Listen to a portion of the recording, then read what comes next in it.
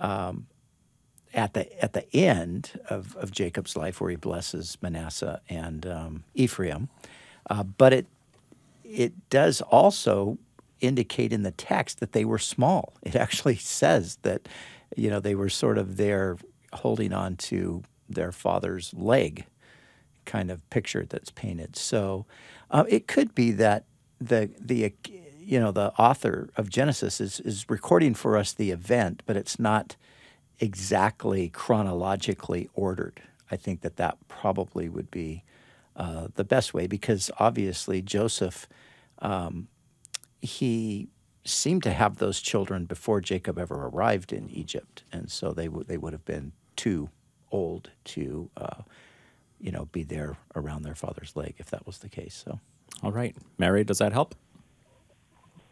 Wait, hold on. Rhonda, does that help? Thing. Yeah. What was that? When I'm teaching, I want to make sure that I'm teaching the right thing, and I had always taught that that they were teenagers, and I don't know, some teenagers are shy. So I just kind of wanted to see what you thought. Yeah. Oh, that could be. I mean, it's one of those things that there is room for a little bit of speculation, because just again, practically as you read it, it seems like they were small. But then if you calculate the years, then it seems like they couldn't have been that small. So. Right. Well, that's kind of what I thought. Well, thank you so much. Okay. All right. Thanks for calling us from Virginia, Rhonda. I like the way she said that. Yeah, but also, too, he blessed them, right? That was the first time Jacob saw them, right? The two sons. Well, do we take it back when they came? Who are these? And they thought, my sons, bring them here so I can bless them. Yeah. Doesn't that seem to mean that they were relatively young in the early days? Yeah, before Genesis 49, before he blessed all the sons. So yeah. All right. This is Pastor's Perspective. I'm Brian Perez, here with Pastor Brian Brodersen from Calvary Chapel, Costa Mesa. Also author and apologist Don Stewart of EducatingOurWorld.com. But I like what she said about, teenagers can be shy. Oh, that's right. She's right. That's true. Yeah. That's so true. So true. We don't know how old they are. Yeah, we don't. All right. Mary in Riverside. Hello. Welcome to the program. Hello. Hi, Mary. Hi. I have about 3.5 years ago or so, September 21st, Father came and talked to me about something on a direct communication level, and it was the first time I've ever experienced that, and kind of blew my mind, and to tell me who I was and what my purpose was, basically. And can you tell me the significance of Mary Magdalene, and basically what role she played as far as being for Jesus, maybe a comforter or something at the time that he needed somebody, like we are told that we're supposed to fall on each other as men and wanting to, wives and for comforting and such, but also okay. Sorry, Mary, who did you say told you this? Well, I was talking, basically God spoke to me, believe it or not, September 21st. It was like 3.5 years ago. It's before my 45th birthday. Okay. And I just was curious about the significance of Mary Magdalene, and what purposes do you think that she might have, had for Jesus to help his comforting, at his time where he needed the most comforting. All right, Pastor Brian. Mary Magdalene, she's one of several women that are mentioned in the New Testament who were a group of ladies who traveled with Jesus and helped them with the practical issues. They walked everywhere in those days. They walked from the Galilee to Jerusalem, which was a long walk. And so they would have helped, just with some of the practical stuff along the journey. But there's no intimacy or comfort if you're talking about, Jesus didn't have that with a woman. He didn't, he had friendships, of course, but if you're thinking anything like, kind of a, personal comfort, girlfriend, no, nothing like that. There's all kinds of crazy myths and legends, that Jesus and Mary Magdalene were married even, but those are, there's absolutely no basis for that in the biblical text and in the early church history. It was only the heretical people, really, the Gnostics, who developed those ideas, sometime later. But so no, it just a normal, just like you have a relationship with Jesus today, and I have a relationship with Jesus today. There was nothing that was intimate in that sort of sense. All right, Mary, thanks so much for your phone call today on Pastor's Perspective. Let's go to Los Angeles and speak with Regina. Hello, Regina. Hi, how you doing? Thank you for answering me, Pastor. I kind of called every now and then, and thank you for answering because I have to get through sometime. Today is my day. It is.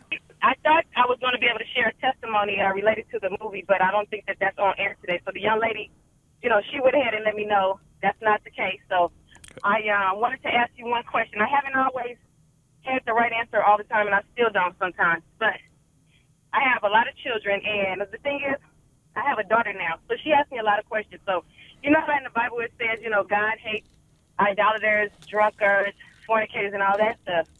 Okay, well, I wasn't always saved, so apparently I know that when you pray and you ask God to forgive you for the things that you've done, how do you move on? Because I am going through, a separation and all this that's probably going to lead to the end of the road, but not because I wanted to, but because I was unequally yoked, but I was still holding on with faith and everything. So, but how do I answer?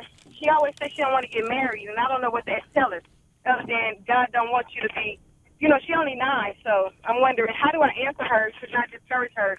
I want her to train her up to marry and not just, be loose, because I wasn't loose, but I just thought to marry and then I won't have to fornicate. But it seems like this generation is not with that protocol, so I'm trying to find out how's the best way I could tell her to, keep going to church and study the Bible and study herself to be approved, and when she finds when a godly Christian person will come along when she's of age, then she won't have to feel like she's doing something wrong. Because I don't want to be, guiding her to do something that I ended up twice doing just because I didn't believe in fornication and all that. Mm-hmm. But what is the right thing I should be telling her? Because she, I don't want to discourage her. She's a beautiful person inside and out, and she's going to grow up eventually. And all right. I just, need some clarity on that now.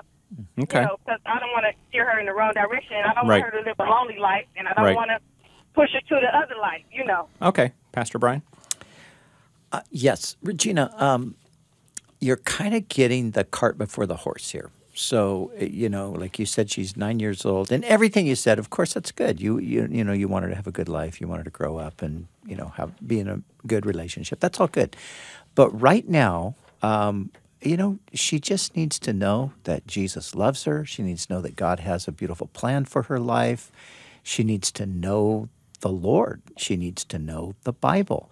So just make sure that you guys are in a good church where she can be, getting taught those things, and she can be around peers that believe those things as well, and she can just grow, and become she's 9, she's going to be a teenager someday, and then she'll eventually become an adult, obviously. But what you really want to focus on is her just knowing the Lord, because Jesus will take care of all of those other things.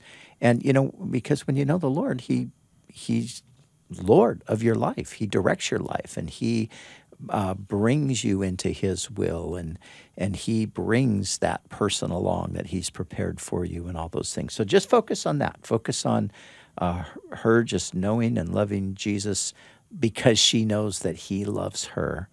And, don't worry about your mistakes, and you don't have to keep bringing that up to her. And just for clarification, God doesn't hate all those people that you were talking about. And He didn't hate you when you were doing that kind of stuff. God loves people. That's why He sent Jesus into the world. Now, of course, He hates those behaviors because they are destructive. They ruin our lives and the lives of other people. But He doesn't hate us. He wants to save us because He loves us, and He sent Jesus to do that very thing on the cross. So. All right, Regina, thanks for calling us today on Pastor's Perspective. Joe is calling from El Paso, Texas. What'd you want to know? I have a quick question.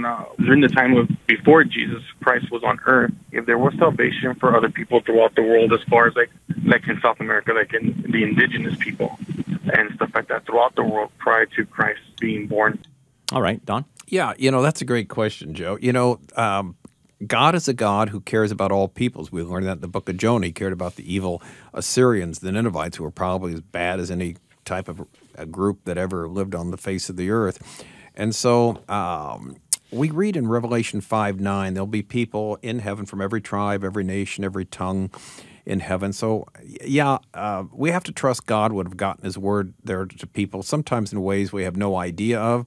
But God is very creative. He's God, so he can do what he wants. We know today that he's working in the Islamic world through dreams, and people are coming to faith in Christ.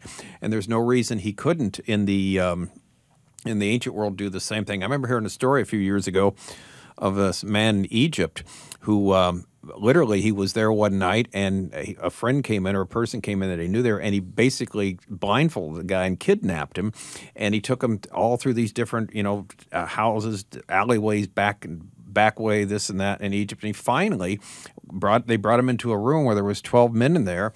And these 12 were all imams who'd come to faith in Jesus.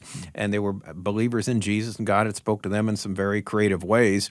And they wanted this person to know that, but because their lives were in danger, there's huge secrecy there. But the dream idea happened to them, so why not, in other people at other times before Jesus? John 7:17, Jesus said, if anybody wants to know the doctrine, whether I speak of God or whether I speak by own authority, they shall know. So I think when we get to heaven, we'll find some very creative ways God used to get his word to those people. All right, let's go to Highland. Joe, thank you for calling us, by the way. Highland, Cora's got a question for us about the Antichrist. Go ahead, Cora. Reading my Bible, I understand that nobody knows when Christ will return at the rapture. And somebody told me that because Satan doesn't even know, that every generation there is someone born that has the potential to be the Antichrist. Could this be true? All right, Don. Yeah, it is true. 1 John 2:18, Antichrist is coming. Many Antichrists have already come. There's a final one, but every generation has to have their Antichrist simply because Satan doesn't know when the end is going to come. It's only something the Lord himself knows. So now God knows who it's going to be, but there's always a personage in line who will be that final Antichrist. But many have come. You look back at every generation, you can find people who fit the bill, and you can fill in the blanks there. But God knows, the enemy doesn't know, but there's always one waiting in the wings. All right, Cora, thanks for calling us today on Pastor's Perspective. Last Thursday, we had a call. Somebody wanted to know about Cain and Abel's offering, so this might be a follow-up question here. Buren from Los Angeles, hello. Buren, are you there? Buren? Yes. Hi. Yeah. You're ready? Yes. Okay, what's your question? It's regarding Genesis chapter 4, verses 3 and 4. So Cain and Abel both brought an offering to God, and Abel's was accepted and Cain's was rejected. So I was wondering, why was that the case? And then does this have anything to do with tithing? All right, Don? No, it's Hebrews 11 tells it by faith that Abel brought his offering. Cain was not a man of faith. In fact, you read about Cain, and look afterwards. He not only kills his brother, and the Lord asks, well, where's your brother? Well, am I my brother's keeper? And as though God, as though he's going to hide from God what he did. And his whole attitude is not one of a righteous individual. So he brought the offering. There's probably nothing wrong per se with the offering, but is the attitude he brought it not by faith. And so that was the thing that had gone wrong there in the offering. All right. Now, if Cain's attitude had been good, would have been accepted. Would have been accepted. Yeah, the Hebrew word minha is used of it doesn't have to be a burnt offering. Those are legitimate offerings in the Bible. You use the same word as you use. So it wasn't the offering per se, it was the attitude brought with, which brings a valuable lesson to us, that it's not only what we give, but the attitude why we give to the Lord. Yeah, and